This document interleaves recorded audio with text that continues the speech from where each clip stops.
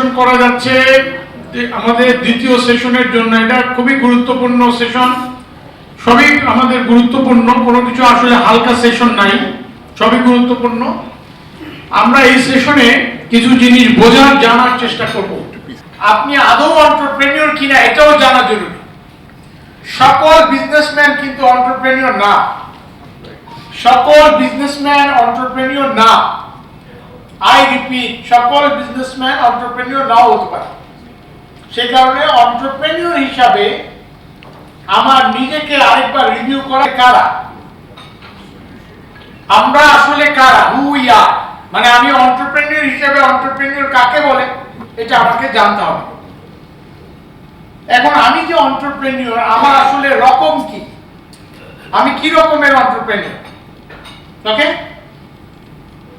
এরপর আরেকটা প্রশ্ন হচ্ছে, এটাও জানতে হবে যে আসলে আমাকে এন্টারপ্রেনিউর বানালো কে, হোয়াট মেক্স মি এন্টারপ্রেনিউর।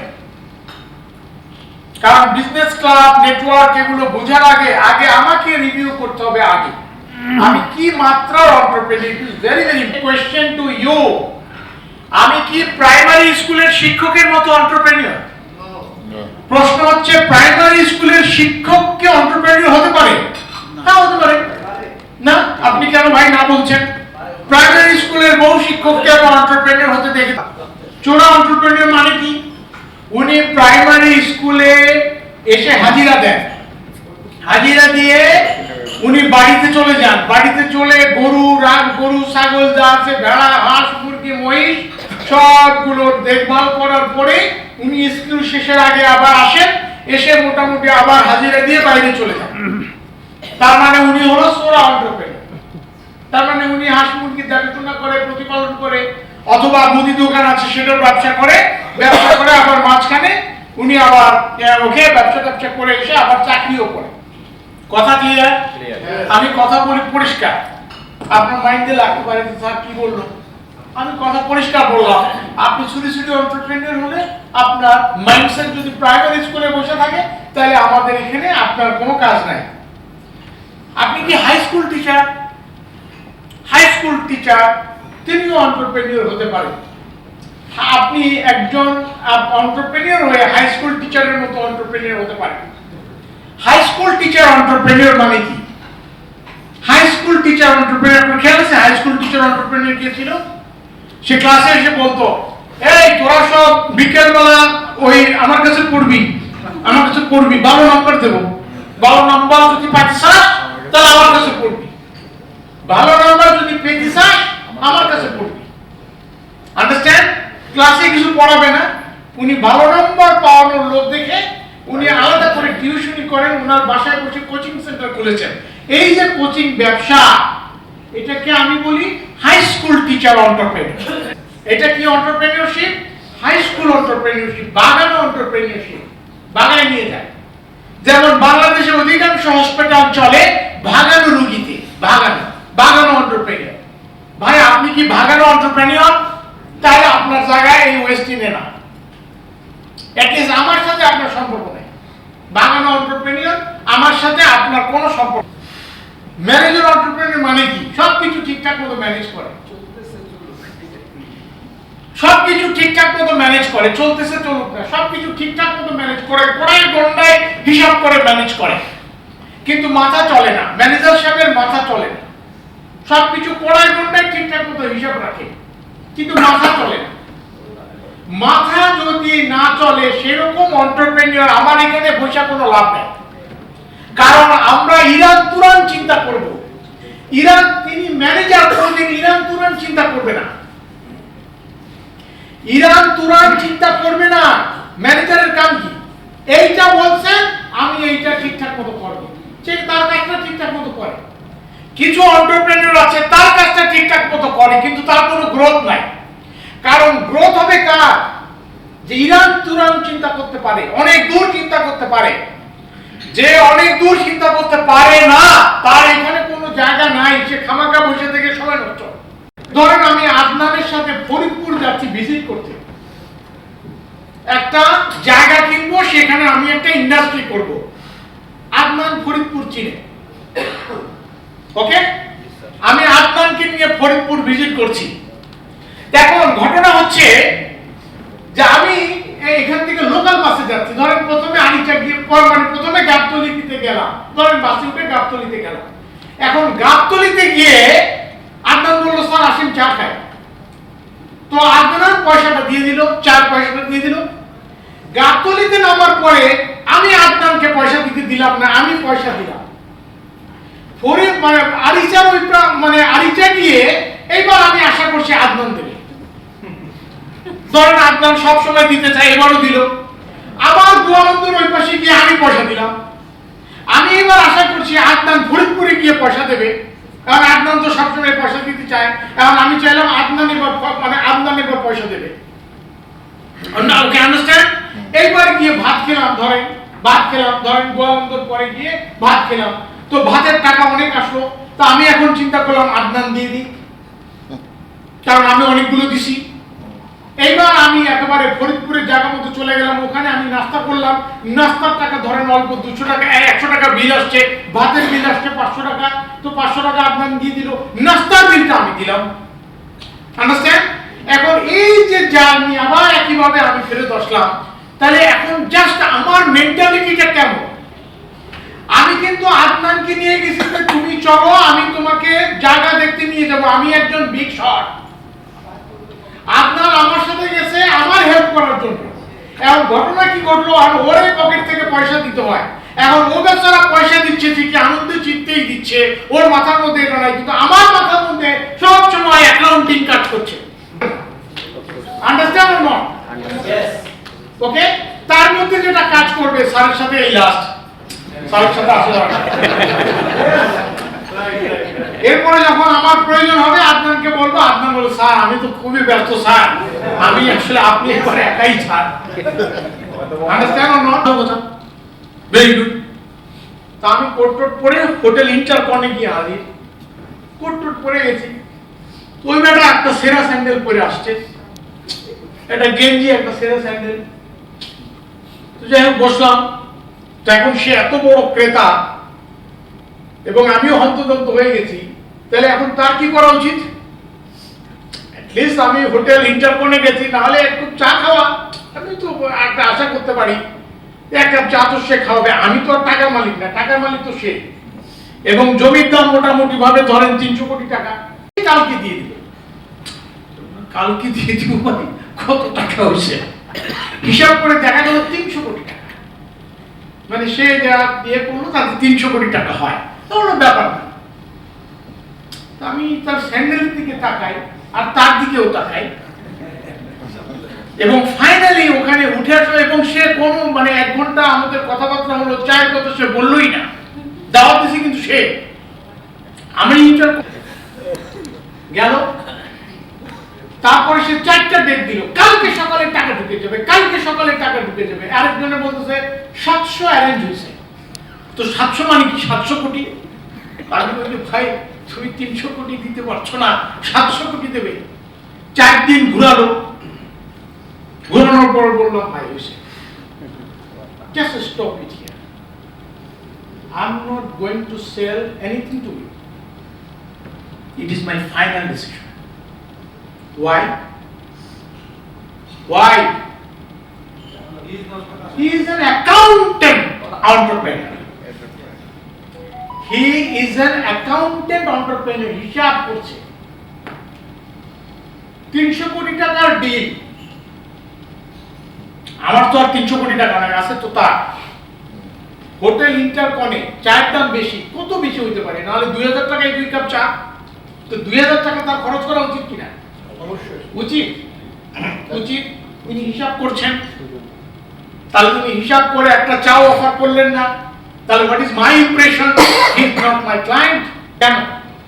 কারণ তাদের দিয়ে জীবনেও বড় চিন্তা হবে না, তাদের দিয়ে জীবনেও বড় চিন্তা হবে না। এবং এই ধরনের অ্যাটিটিউড কার থাকে? যাদের ছোটবেলাটা বহুত কষ্টে কেটেছে, তাদের দিয়ে বড় জিনিস হবে না।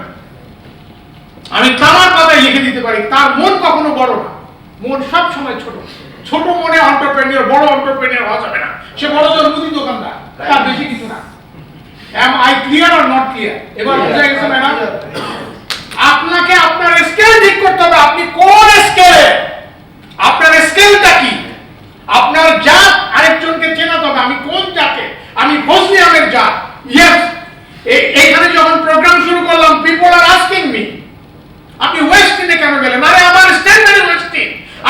কথা বলবো তার জন্য ওয়েস্টিং লাগবে, কারণ সাদামাটা সাধারণ জায়গায় I can't speak. Understand or not? আমি যেটা নিয়ে কথা বলছি সেটা দামি জিনিস, এটা কোনো সস্তা মস্ত জায়গায় করা যাবে না। তারা বলছে যে আপনার তো কিছুই টেকে না। আমি বলছি আমার তো টেকার দরকার নাই, তো আমার কোনো লাভ হয় কিনা ঈশা? আপনার কি মনে হয় যে টাকা আপনি দেন সেটা খাওয়ার পারপাসে ব্যয় হয়ে যায়, অ্যাডের খরচ বাড়তি, এগুলো আমাদের দিতে হয়? Why I am doing that? Why I am doing that? আমি যেটা নিয়ে কথা বলছি সেটা অনেক দামি। দামি স্বর্ণ আপনাকে কোথায় রাখতে হয়? শোকেসে রাখতে হয়। সেটা বিক্রি হয় চাঁদনি চকে, সেটা রাস্তার পাশে বিক্রি হয় না। Understand? The concept I would like to talk to you, আমি আপনাকে যেটা ডেলিভার করছি সারা বাংলাদেশে তো দূরের কথা, সারা পৃথিবীতে নাই। আমি চ্যালেঞ্জ দিয়ে বলছি সারা পৃথিবীতে নাই। যদি এটা আমরা বাস্তবায়ন করতে পারি, পৃথিবীর একমাত্র বিষয় যেটা বাংলাদেশ থেকে উৎপন্ন হয়ে সারা পৃথিবীতে ছড়িয়েছে। আপনার কি মনে হয় এই বিজনেস ক্লাবে ঢুকতে গেলে কি লাগে? তাকে এই সেশনে আসতে হবে। এই সেশনে আসবে কারা?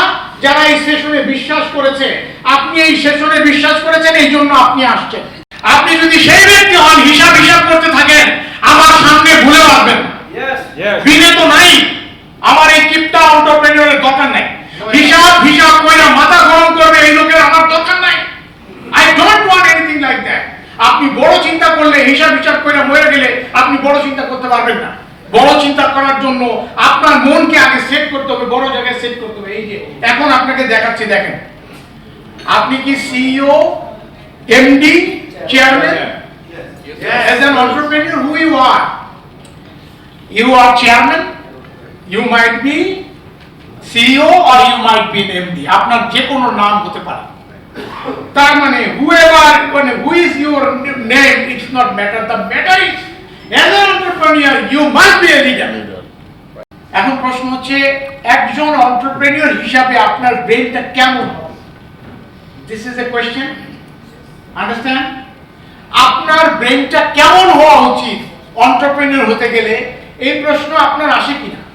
কারণ আপনি নিশ্চয়ই পেটে এন্টারপ্রেনিয়র না, আপনি নিশ্চয়ই হাঁটুতে এন্টারপ্রেনিয়র না, আপনার নিশ্চয়ই ব্রেন দিয়ে এন্টারপ্রেনিয়র। তাহলে প্রশ্ন হচ্ছে ব্রেনের মধ্যে কি থাকতে হবে, এবং যারা সাকসেসফুল এন্টারপ্রেনিয়র তাদের ব্রেনের মধ্যে কি আছে আপনার দেখা উচিত কিনা? দেখা উচিত কিনা ভাই? স্যার ওইটা আমাকে আগে জানতে হবে যে ইয়েস তাদের ব্রেনে কি আছে। আজকে আমাদের মূল জানার যে বিষয় সেটা হচ্ছে তাদের ব্রেনে কি আছে, একদম টু দা পয়েন্টে জানবো তাদের ব্রেনে কি আছে। ওকে, তাহলে মামলা হচ্ছে ব্রেন, রাইট? তাহলে বাংলায় দেখেন কি লিখছি, ব্রেনে স্পেশাল কি ঘটে যার কারণে সে অনেক মানুষ এবং অনেক কিছুর দায়িত্ব নিতে পারে। এন্টারপ্রেনিয়র মানেই তো তাই, অনেক মানুষের দায়িত্ব নেয় না? তাহলে কি এমন ঘটে যার কারণে সে অনেক মানুষের দায়িত্ব নেয়? সে যে বেশি খায় এমন তো না। আপনি কি বেশি খান? নিশ্চয়ই না। আপনি অন্য লোকের মতোই খান, হয়তো আধা কাপ ভাত খান, এক কাপ ভাত খান, এই তো। তবে অন্য লোক তো এক কাপ ভাত খায়। তো এখন ব্যাপারটা হলো একজন এন্টারপ্রেনিয়র আসলে বৈশিষ্ট্য কি? যারা মোবাইলের মধ্যে খুঁজছেন মাথা কি করে, তাদের জন্য আমি বাইরে কোট সাবধান বাণী করছি ভাই, সেশন এক সময় শেষ হয়ে যাবে। আমার এই কথাগুলো আপনি আর ফেরত পাবেন না। আমি চ্যালেঞ্জ দিলাম, এই কথাগুলো আপনার জন্য অত্যন্ত জরুরি। নাহলে কি হবে জানেন? বিজনেস ক্লাবে জয়েন করবেন, জয়েন করে ক্লাবের 12টা বাজাবেন। কেন জানেন? কারণ ক্লাবের মানুষরা একভাবে তৈরি হচ্ছে, আপনি সেইভাবে তৈরি হন নাই। আপনার মনের মধ্যে সারাক্ষণ প্রশ্ন কিলবিল কিলবিল কিলবিল কিলবিল করছে। আর কতক্ষণ পর পর এসে কোন অ্যাকাউন্টস কই অ্যাকাউন্টস কই অ্যাকাউন্টস কই অ্যাকাউন্টস কই অ্যাকাউন্টস কই লে আল্লাহ। আমি তাদেরকে আমার এই সৌগতিতে মানে ত্রিসীমানায় দেখতে চাই।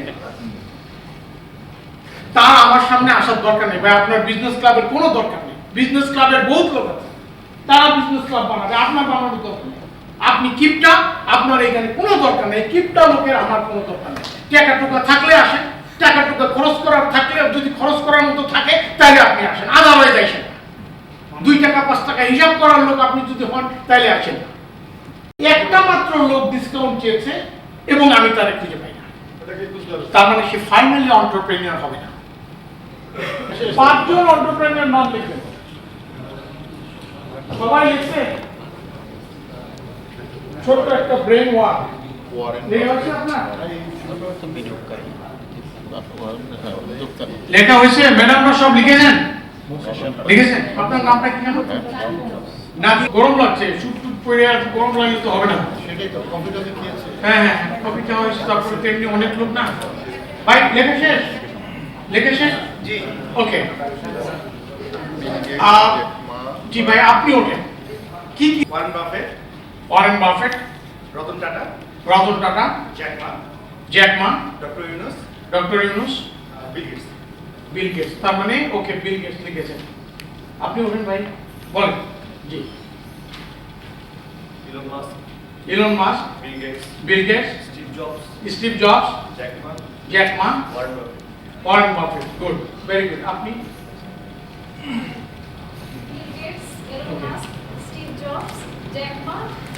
Very good. আমার সাথে কিছু মিলে গেছে, বাকিগুলো নিলাম না। কারণ মানুষ বাংলাদেশে জমি কেনার কথা বলছে, যখন মানুষ পৃথিবীর এক টুকরো মাটি কেনার কথা বলছে, ইলন মাস্ক বলছে মঙ্গলে গিয়ে জায়গা কেন। কি বুঝলেন? যখন মানুষ পৃথিবীতে এক টুকরো মাটি খোঁজে, তখন সে বলছে আমি মঙ্গলের প্লট বেচি। Yes or no? মঙ্গলের প্লট বেচা আরম্ভ করেছে কবে থেকে? আরো অনেক আগে থেকে। এবং মানুষের কাছ থেকে টাকা নিচ্ছে, ওকে মঙ্গলের প্লট দেবে। ঠিক আছে? আচ্ছা, এটি কি ইউজুয়াল কথা? এটি কি ইউজুয়াল? আনইউজুয়াল। এরকম ঘটে না। ওকে, নাম্বার 1। নাম্বার 2, যখন মানুষ হানিফ বাস কেনে, হানিফ বাস, বড়জোর সে ধরেন একটা প্লেন কিনতে পারে ইউএস বাংলা, সেই সময় সে বলল আমি রকেট বানাবো এবং রকেট দিয়ে আকাশে যাব। বলছে কিনা? বলছে। তার মানে মানুষ যখন বড়জোর হানিফ বাসের চিন্তা করে, গ্রিন লাইন বাসের চিন্তা করে, তখন কি সে চিন্তা করছে কি আমি রকেট বানাবো, সেই রকেট দিয়ে আমি নিজের বানানো রকেট দিয়ে আমি আকাশে যাব। এই রকেট বানাতে গিয়ে সে প্রথম রকেট উড্ডয়ন করলো, কিছুদূর গিয়ে ফেল করলো। দ্বিতীয় রকেট উড্ডয়ন করলো, কিছুদিন গিয়ে মানে অল্প কিছুদূর গিয়ে ফেল করলো। তৃতীয় রকেট উড্ডয়ন করলো, কিছুদূর গিয়ে ফেল করলো। চতুর্থ রকেট উড্ডয়ন করার আগে আর কোনো টাকা নাই, টাকা ফিনিশ। এইবার যদি উড্ডয়নে সে না পারে, তাহলে মোটামুটি পুরো 14 গোষ্ঠী নাকে মোতাবে। এইরকম সময়ে ইলন মাস্ক তার চতুর্থবারে গিয়ে সে রকেটটা উড্ডয়ন করতে সমর্থ হলো এবং সেই রকেট ঠিকঠাক মতো গিয়ে আবার ফেরত আসলো পৃথিবীতে। এবং উনি একমাত্র ব্যক্তি যিনি বলেছেন যে দুনিয়া থেকে রকেট দিয়ে আবার দুনিয়াতে জায়গা মতো ফেরত আসবে, যেটা ছিল আনইউজুয়াল কথা। সচরাচর যে ব্যবসা করা হয় সেটা কি সহজ ব্যবসা। কি সেটা? মুদি দোকান, হোলসেল মুদি দোকান। প্লিজ ডিসাইড ইউ ইয়োরসেলফ, আপনি মুদি দোকানদার কিনা। যদি আপনি মুদি দোকানদার হন, আমরা আপনাকে সালাম দিচ্ছি ভাই, আপনি দরজা ক্লিয়ার বাইরে যান। এখানে মুদি দোকানদারি শেখানো হয় না। এই যে আমি লিখে দিয়েছি, এখানে মুদি দোকানের ব্যবসার কৌশল শেখানো হয় না।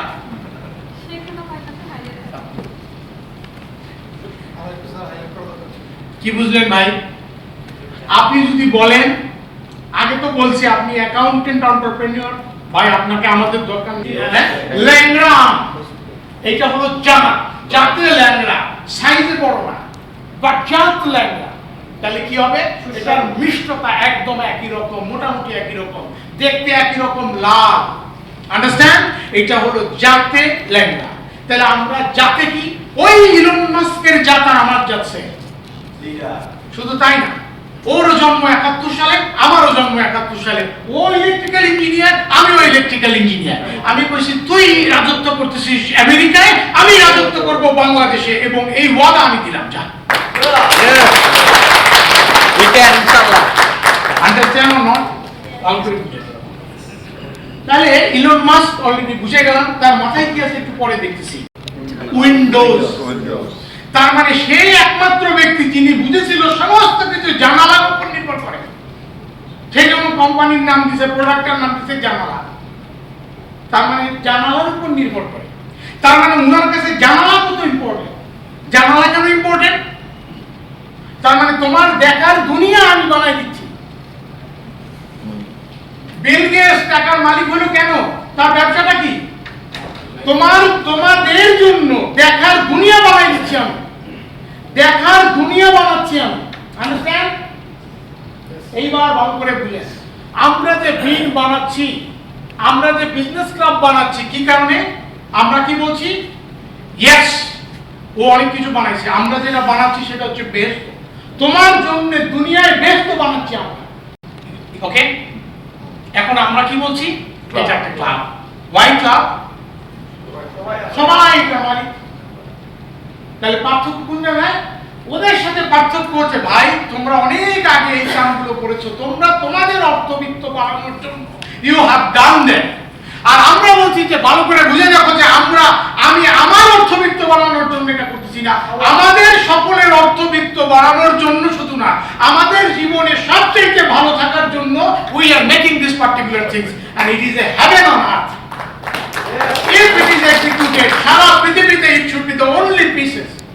আমি আপনাকে কথা দিচ্ছি, সারা পৃথিবীর মানুষ একসময় এটা কেস স্টাডি হিসাবে পৃথিবীর বিভিন্ন ইউনিভার্সিটিতে পড়াইতে পারে। উল্টা আমরা বলছি যে দুনিয়াতে বেহেশত সবাই মিলে বেহেশত বানায়, সেখানে থাকা 5 জন মিলে কোম্পানি করে থাকা যায় না। আর সেখানে আপনি মহাবল বলছেন 10,000 লোককে আপনি এক জায়গায় এক ছাদের নিচে আনবেন, এটা তো কল্পনাতীত ব্যাপার। আমি বলছি ইয়েস, এই কল্পনাতীত ব্যাপারটি আমরা করব। স্যার এখানে আনএডুকেটেড ওমেন আছে প্রায় 90%। তাহলে কি দাঁড়ালো? আমরা কি বলছি? which is completely unusual. এখন this unusual job that we are going to do, lucky each and every one of the member in this particular association will be in heaven for his own business and accumulated business. তার মানে তার নিজস্ব ব্যবসা এবং সবাই মিলে যে accumulated ব্যবসা করবে, তাতে he must be in heaven. In this particular heaven, what should be there? আপনারা শুনেন, নাম্বার 1 কি সেটা? একটু আগে বললাম পারপাস, আরেকটা হচ্ছে responsibility. This particular two things everybody here understood. Two things in life is very important: purpose and then responsibility. কয়টা? Purpose and responsibility. Finally তারা বুঝেছেন যে ভাই পারপাস কি, আপনার জীবনের পারপাস কি, সে ফাইনালি বুঝেছে। আমরা এই যে পার্টিকুলার বিন, আমরা বলি যে ভাই আমি এখনো বিন বানাই নাই, তার আগে পারপাস ঠিক করেছি। পারপাসটা কি? আপনি হেভেনে যাবেন তো মরার পরে। আমরা বলছি মরার পরে যেখানে যাবেন তার স্বাদ পাওয়ার জন্য মরার আগে সেই ব্যবস্থা করতে হবে। কারণ মরার আগে আপনি যেখানে থাকবেন, আপনি মরার পরেও সেইখানেই থাকবেন। ভালো করে বুঝুন, আমি খুব ডেঞ্জারাস কথা বলছি। মরার আগে যদি আপনার জন্য হেল নির্ধারিত হয়, তাহলে মনে রাখবেন মরার পরেও আপনার জন্য হেল নির্ধারণ থাকবে। যেমন আরেকজন ছিল ইলেকট্রিক্যাল ইঞ্জিনিয়ার, আসার কথা যেটা বলতে চাচ্ছিলাম, ওনাকে পড়তে হবে। এখন ওনার কাছ থেকে আমরা একটা লেসন শিখবো। এখন আপনাদেরকে অলরেডি মানে দেওয়া হয়েছে, আপনাদের কাগজগুলো দেওয়া হয়েছে। খুব ধ্যানের সাথে মাত্র 10 মিনিটে এটা পড়ে শেষ করবেন। একটা গল্প, এটা ইংরেজিতে লেখা, 10 মিনিটে পড়ে শেষ করবেন। তারপরে আমরা এটার উপর আলোচনা করবো। প্লিজ দুজন মিলে মিলে একটু আলোচনাও যদি করতে চান, আগে এটা পড়ে ঠিকঠাক করে পড়ে।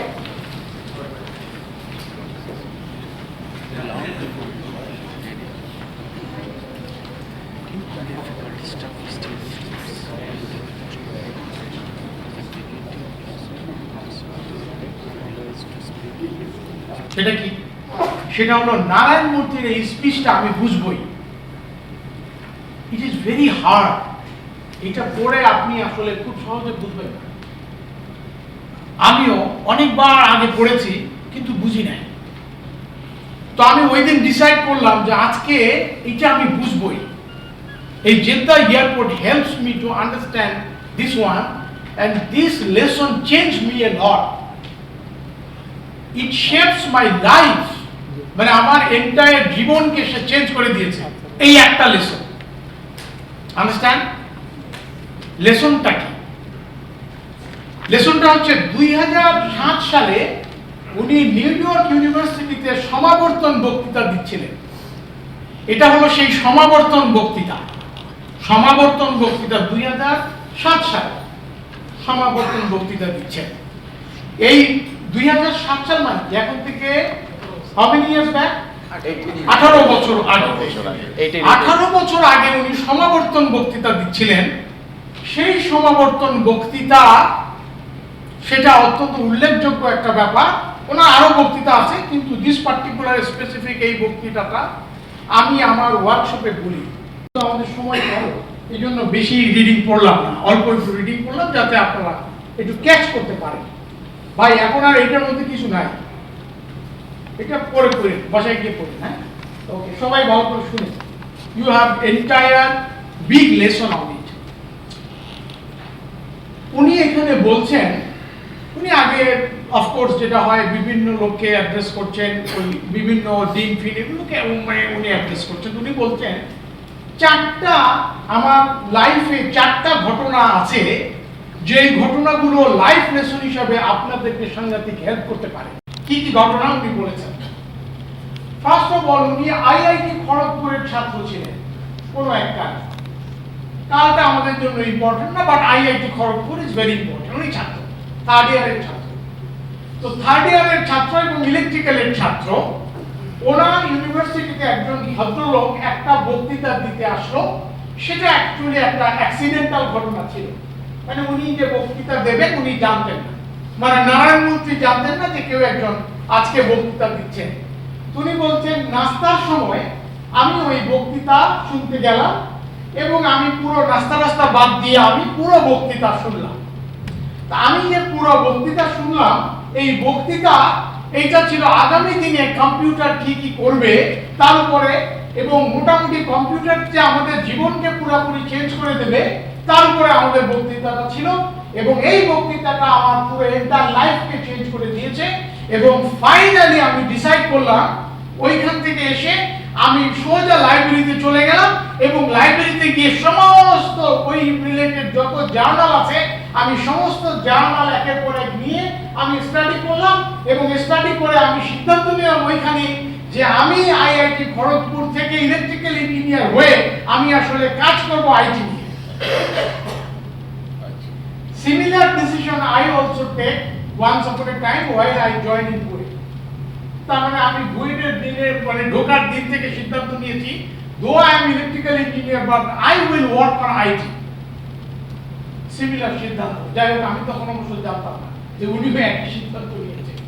Anyway, what is my point? এরপরে উনি কি বলছেন? তাহলে প্রথম লেসনটা হচ্ছে তোমার জীবনে, ভালো করে বুঝুন, তোমার জীবনের সবচেয়ে উল্লেখযোগ্য লেসন কোন একটা আনএক্সপেক্টেড ঘটনা থেকে আসতে পারে।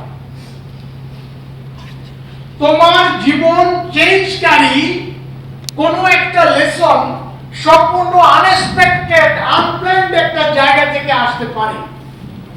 তো সুতরাং you must open your window, because তুমি জানো না তোমার জীবন পরিবর্তনকারী এমন কোন স্ট্র্যাটেজি কোথাও থেকে আসতে পারে। তার মানে কোথা থেকে আসবে ইউ নেভার নো।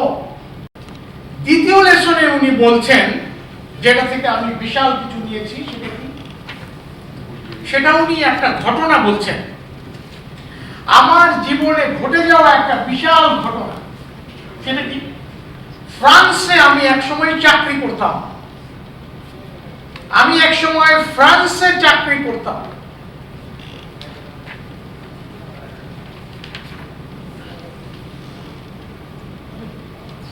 ভাই নিচে তো কিছু নাই, যা আছে সব আমার দিকে। আপনারা একটা দামি সেশনে আসছেন, এটা খালি 2850 টাকা এটার দাম না। আমি ফ্রান্সে চাকরি করতাম, আই ওয়াজ ইয়াং। তো ফ্রান্স থেকে ইন্ডিয়া তখন আসা যেত বাই রোডে।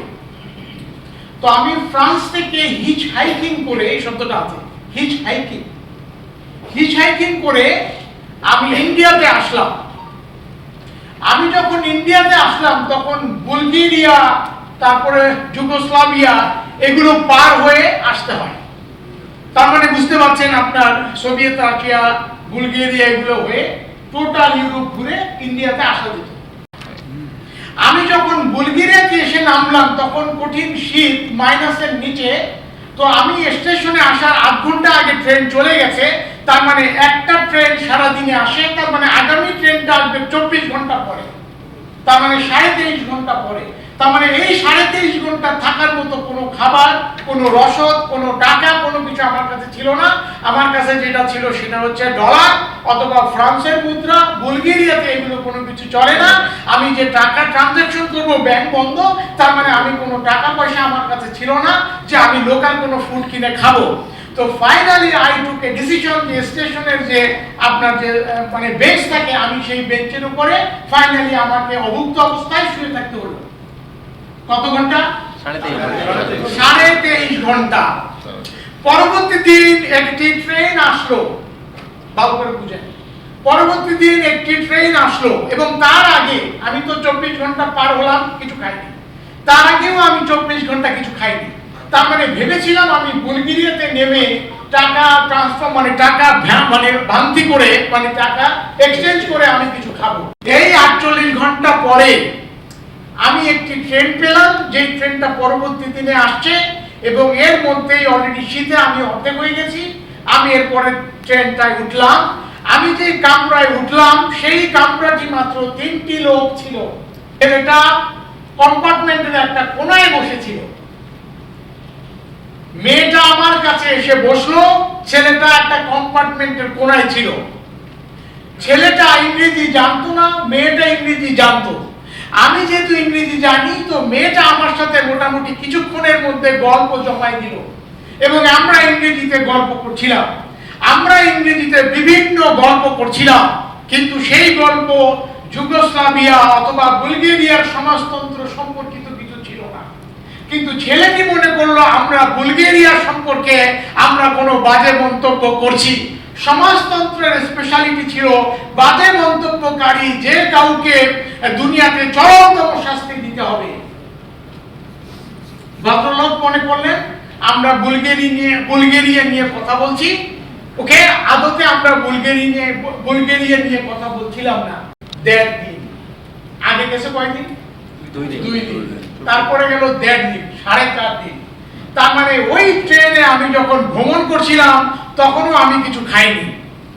ওকে, তাহলে 1.5 দিনও আমি কিছু খাইনি, গল্প করছিলাম মেয়েটার সাথে। ফাইনালি আমি যখন বুলগেরিয়ার একটা পাশে স্টেশনে এসে আমি নামলাম, তখন বুলগেরিয়ার পুলিশকে ওই পার্টিকুলার ছেলেটা গিয়ে বলল যে এই লোকটি আমাদের বুলগেরিয়ার বিপক্ষে কথা বলেছে, তাকে অ্যারেস্ট করো।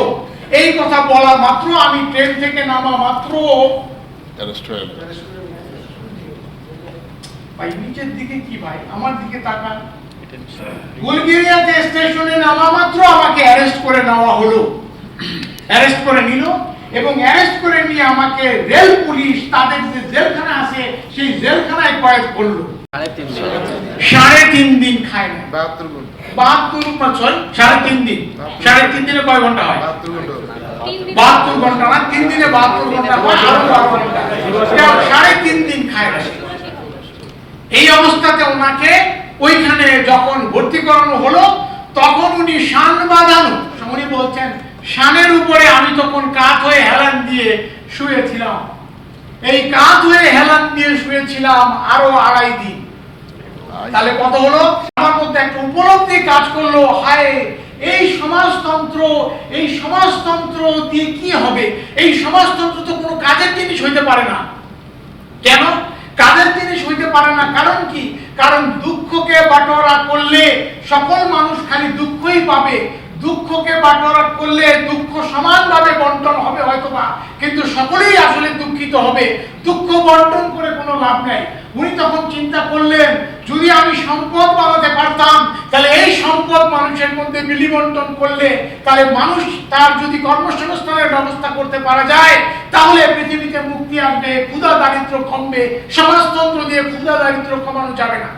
আমি যতই একটি রুটি 8 জনের মধ্যে সমানভাবে বিলি করি না কেন, সকলেই আসলে অপর্যাপ্ত রুটি পাবে, এক টুকরো রুটি পাবে, যাতে তার প্রয়োজন মিটবে না। তার মানে এখানে সমান অসমান আসলে ফ্যাক্টর না, কিন্তু যদি এখানে অনেক রুটি উৎপাদন করা যেত তাহলে সবাইকে তার প্রয়োজন মতো রুটি দিয়ে অনেক বেশি রুটি দেওয়া যেত। সেই ক্ষেত্রে কে 5টা রুটি খেলো আর কে 10টা রুটি খেলো এটা আসলে বিবেচ্য বিষয় হতো না।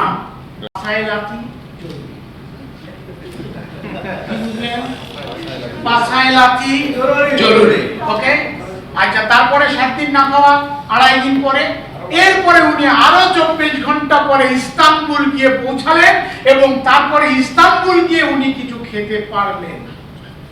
ওকে, তাইলে এই 8 দিন উনি না খাওয়া, ওনার মধ্যে যেটার জন্ম হয়েছে সেটা হচ্ছে কাঠিন্য, ওনার মধ্যে যেটা জন্ম হয়েছে সেটা হচ্ছে ফার্ম ডিটারমিনেশন, যে আমি ওয়েলথ বিল্ড করব এবং যেই ওয়েলথে অনেক মানুষের কর্মসংস্থানের সৃষ্টি হবে।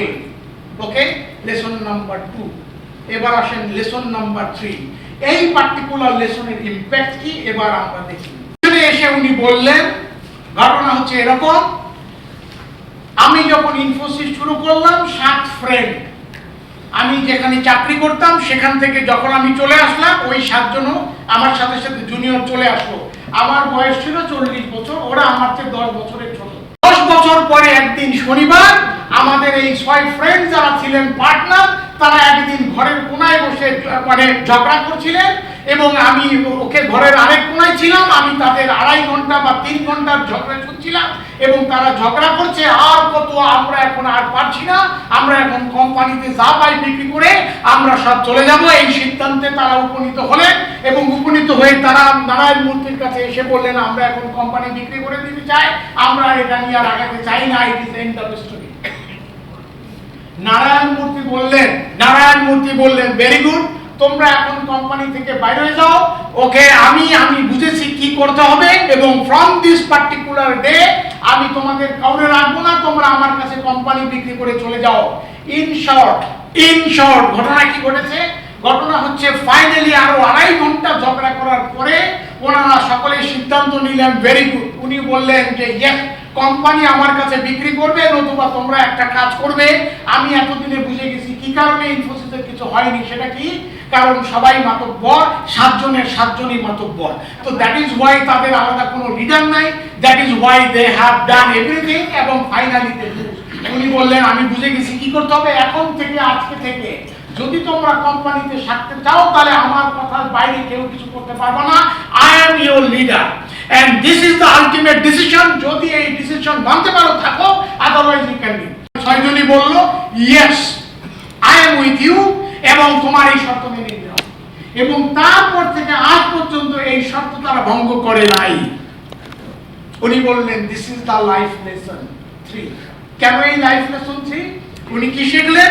উনি শিখলেন যে কোনো জিনিস হযবরল যখন হবে তার কোনো উন্নতি নাই। If it is united, in that case একজন ইমামের পিছনে ইউনাইটেড হবে, 10 জন ইমামের পিছনে ইউনাইটেড হওয়া যায় না। মুসলমানের শিক্ষাটা কি? একজন ইমামের পিছনে ইউনাইটেড হবে। ইমাম কি 2 জন হয়? ওকে, কিন্তু দুর্ভাগ্য এটাই আমরা ওই পার্টিকুলার ইউনিটিটা কোনো মুসলমান শিখে নাই। লাঞ্চের পরে 4th লেসন এখানেই সমাপ্তি। ওকে, আমাদের ব্রেক।